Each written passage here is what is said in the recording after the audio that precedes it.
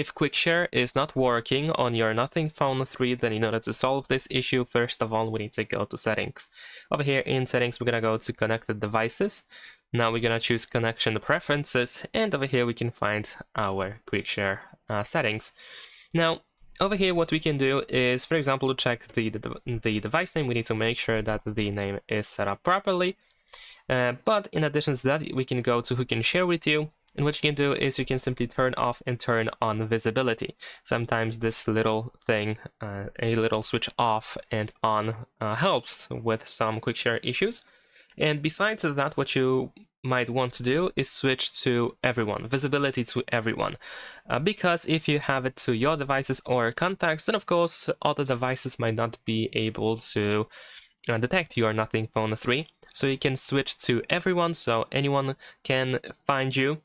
And in addition to that, if you need more than 10 minutes, then of course we can uncheck this box so you can stay visible to everyone until you manually switch back to either contacts or your devices. And that's it. Thanks for watching. Leave a like and subscribe.